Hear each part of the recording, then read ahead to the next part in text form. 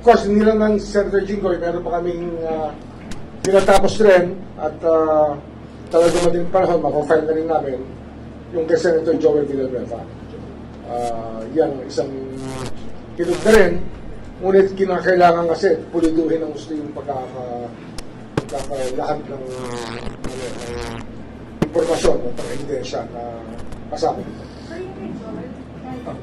Plunder rin. Sir, dun po kay Senator Jinggoy, can you just illustrate yung pong naging scheme, bakit po plunder? Because last time that we had a press conference, medyo... Malversation and plunder both come in. But we think that it's about time that the courts revisit the doctrine of plunder, especially the Supreme Court should revisit the doctrine of plunder, since it was there was a ruling that was not in the law, actually, if you look at it.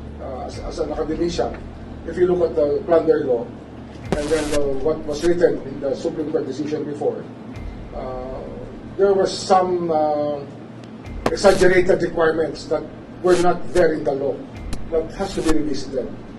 Or otherwise, it's going to become a dead law, and we don't think that that was the intent of our legislature.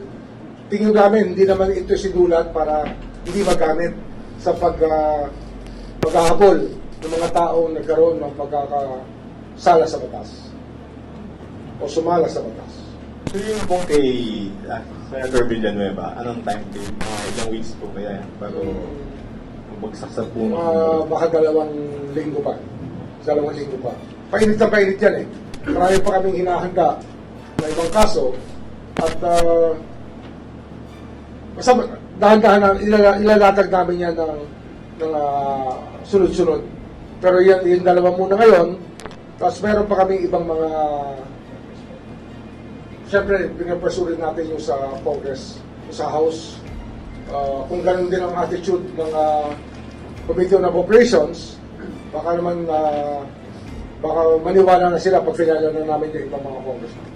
Kasi marami rin kami nakahanda na para sa mga Congressman. Sir, konti muna. No? Sir, i-segue ko na sa sinabi ni Senator Marcoleta na parang iniisa-isa yung mga majority senators. Now you have Jinggoy, and then si Joel, si Senator Joel, and then some others. Yesterday he said... I do not want to get into the political mix of it kasi ito, napakalinaw naman yung kaso niya. Napakalinaw. Yung lahat ng ebidensya dito galing din sa kanya. Sinasabi niya sa COMELEC, sa mga kanyang pag-amin. Hindi naman ito invento eh.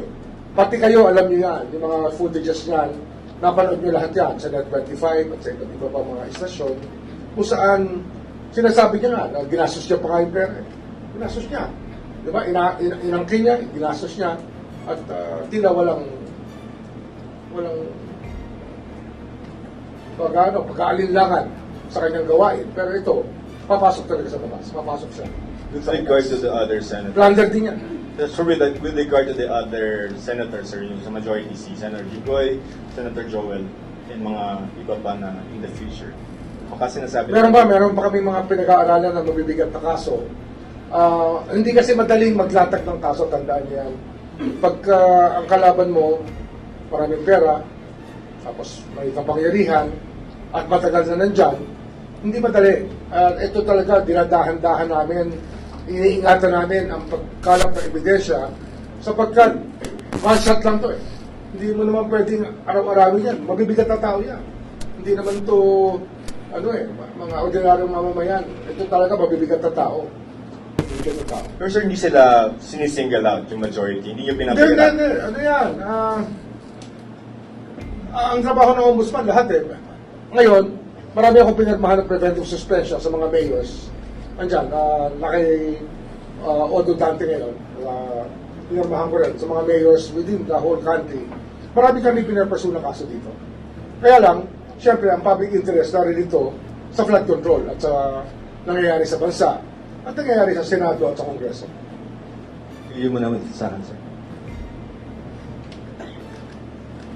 Ombudsman Val Gonzales po, DCRH. Kung si Senador Jinggoy Estrada ay masasampan na by Thursday, and after 2 weeks kay Senator Joel Villanueva naman, How about, isa rin ho dun sa inaabangan ng publiko, ay yung pagsasampa rin ng kaso kay dating Speaker Martin Romualdez. Any update on that? Nandiyan na yan. Meron na kaming dalawa pang kasong inahanda tungkol dyan. Meron kaming isa pang money laundering case mabigat. At of course, yung the grandest case of them all, itong pinakamabigat na kaso dyan, the conspiracy to defraud the treasury. Yun talaga yan, sa pamamagitan ng budget. Hindi madali ilatag yan. So we're being very careful about every premise that we make. Kasi first time ito gagawin sa kasaysayan ng Pilipinas na magkakaroon tayo ng ganitong klaseng kaso. May timetable na ho tayo. Wala kaming timetable dyan. Basta yung big case kasi, hindi mo pwede lagyan ng timetable dyan. Kinakalap namin ang ebidensya niyan. Binubuo namin sa araw-araw. Kaya we're here every day. We just go to work every day. And marami naman, it's bearing fruit. Marami naman kami nakukuha ng ebidensya. Kaya lang, nung araw kasi, pwede mag-file ng kaso, press con, tapos na. Tapos malalaman mo, 15 taon na wala pa nangyayari. Hindi po ganoon ang ating sistema dito. Sa atin, gusto natin, matapos ito as soon as possible time. Kung pwede nga, kung talagang ang korte ay magiging reasonable, dapat yan, hindi aabot ng 2 taon yan, may judgment na yan. Kung kami hindi abutin ng 1 taon, dapat ang depensa hindi rin abutin ng 1 taon. Kung sabihin nun, 2 taon yan, meron na dapat resulta yan.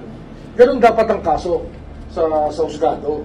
Kaya, hindi sanay ang tao dyan. Sanay tayo, well, filean mo. Kasi, di ba, matagal na nang ma-dismiss ang kaso. Hindi ho dapat gano'n. Kasi ang lugi dyan taong bayan. Hindi na natin nakukuha yung pera, mapapalis na yung mga kailangang makuha dapat, at nasasayang ang mga resources na dapat nakukuha natin para sa bayan. Last na lang po. May masasabi na po ba tayo this early na co-accused ni dating speaker dun sa kasong ipapagod? Marami siyang co-accused. Huwag muna natin pag-usapan. Basta marami siyang co-accused dito. Thank you. Yung in relation to this, no? Actually, yung hard stance ng House sa Romualdez cases yan.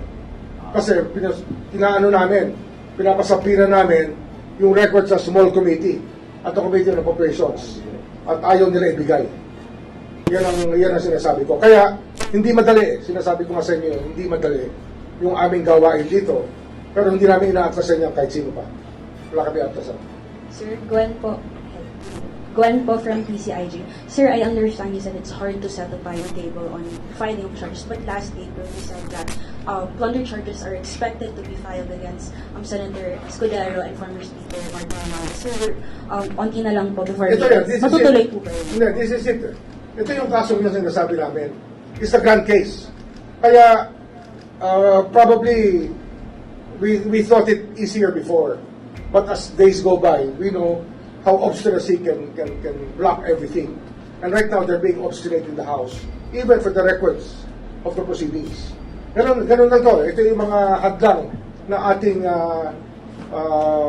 overcome. At alam ko naman, makukuha pa rin natin yan. Kaya lang, hindi nila ginagawang madali yung trabaho namin. Pinapahirapan kami, pero kasama yan sa sinumpaan naming tungkulin. At hindi kami na dyan. Hindi kami na hihinaan ng loob. So, hindi ko matutuloy this year?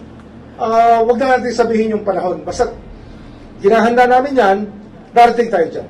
Sir, last, is the Ombudsman also considering requesting files from, congressmen who have claimed that they have files on insertions or have actually stated in public, may figures po sila minsan? Hindi, sinasabi mo kasi, yung tungkol naman kay Leviste, di ba?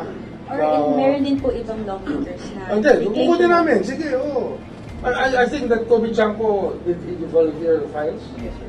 Toby Chanco volunteered files. Oh, lahat yan, kinukuha namin lahat yan. And those who can contribute, welcome po yan. Basta magagamit namin sa kaso. Thank you po. Sir, 213 yung conspiracy to defraud. Basically. Ano yan eh, it is a layman's ano ba lang, layman's explanation pa lang ang ginagawa ko. Wala pa tayong technical. The technical things about what specific provision and the terms that we will use to label the crime, that will come later. Sinasabi lang namin, that's the big case na kinakailangan matapos. 24 budget. Conspiracy yan eh. It's only a description eh, Okay. of what we are trying to put together. Sir, on ano lang, yung budget, kasi sir, di ba, as lawmakers, the job is to propose amendments to the submitted budget Yes, of the of course, President. of course. So how do you distinguish a legitimate proposal for amendment and when does it reach the level of being a crime already? Ayan, iba namang usapan yan. That's very Kasi specific. they could just say I don't na... think it's right for me to answer anything of that magnitude because it would refer to many situations that we face in the investigation. Kaya yung conspiracy to defraud comes in different phases and different parts of the narration. Kaya hindi ho natin pwedeng sabihin kagad na ito yan. Hindi po. Binubuo natin lahat yan para magtugma-tugma lahat ng bagay. Sir, part ba nung difficulty is because proposing an amendment on the part of the lawmaker is not per se a Hindi, pwede crime. yan. Alam mo yan, may period of amendments yan sa rules. Meron yan. Ang hinahanap mo rito, yung amendments na wala man sa record eh. Na Small committee. yung insert ka lang sa sunod ng final version ng budget. Mga amendments na hindi kasama sa plenary deliberation pero bigla na lang nagbago, nagmilagro. O yung small committee nga eh. Kaya nga, ito yung tinatanong mo eh. Ngayon, they're trying to stop us from getting the information. But I told you about that already this point. The first thing that I told you about was this one. The hardliners who do not want us to get into the bottom of things. At marami dyan nasa house ngayon. Sir, 2024-2025 budget? 25, 24, yes. Sir, on another topic lang. Sir, I understand ongoing yung investigation on the Senate shooting incident. Yes. Meron na po ba tayong nakikitang liability on the part of the senators? I wrote this- Merong public I wrote the pronouncements Senate also of President. helping the Naalarm kasi ako, Senator. na-alarm ako. Nung nakita ko si Aplaska, still talking on media and still parang holding office somewhere there. So I wrote Senator Cayetano about enforcing the preventive suspension given by this office. And we have not yet received a reply from the Senate President, but we expect one. Kasi nga, we will know if he is complying with our order or not. Kasi ano yan eh, he was acting Sergeant at Arms of the Senate, but he is the Sergeant at Arms of the Commissioner of Appointments. Baka gusto nila magpiloso po, ibahin pa nila yung usapan. Isa lang yan. Kung anong posisyon niya na hinahawakan, preventively suspended po siya. Benefit doesn't. On the part of the senator, sir, kasi may mga public pronouncements na katulad ni Senator Padilla na kasama niyang umalis si Senator Bato Kasama niya sa premises. ano natin. Meron po ba kayo When the nakikitang panel, liability? when will the panel be about this? Yung panel natin. So they're actually interviewing members of the media. Oh, nagsisimula na eh. Nagsisimula na naman yung panel natin. Aplaska. To investigate it. Si Aplaska, isa sa pina natin yan. Pa-file natin sa pina. In the next 5 to 10 days, we will be asked to explain. Sir, wala pa sir sa pina kay Aplaska. Wala pa akong alam kung kasi ako naman ang paperman ng pag-iwanan. Inako ko na yung pagpirma ng mga sapina para walang magrereklamo na kung na ang dami-dami sapina na nagagaling kung kani-kanino sa loob ng opisina ng ombudsman. Inako ko na, ako na nagagawa. Ako pipirma, pag mataas ang posisyon, ako pipirma. So sir, ang nasapina pa lang so far are members of the media. Would that be Yes, correct? invitations muna. Hindi naman sapina lahat. Mostly invitations, no? Invitations pa lang. Yung sapina only for those who will not cooperate. Sir, may timeline po when do we expect the resolution of the Well, Senate? ano yan, I do not want to stick to any timelines. It's traumatic for all of us. So wag din natin tanongin yan. Don't ask By the question. season, sir. Season. Oo. Nag-ulan ba to, sir? Eh, wala na tayong timelines. We will not talk about timelines. But sir, dun sa investigation niyo po on the Senate incident, kasama rin po ba yung mga public pronouncements sa press conferences ng mga senador? Kasama lahat yan. Yung Kasama. nasa Facebook live nila? Oo, kasama lahat yan. Kasama lahat yan. You are under attack at lahat. We will get to the bottom of it and we will come up with with the truth kung ano nakita namin totoo. Sir, yung kay, Senator Joel Villanueva, sabi niyo po in 2 weeks, ano po yung basis nun? DOJ recommendation din po ba yon or is it with the Ombudsman? DOJ recommendation, but we're not adopting the DOJ recommendation in total because we view it differently. Diba? Kaya nga we delegated to them, but we are not hard bound to agree with their findings. We can still change the findings if we think that it has to be changed.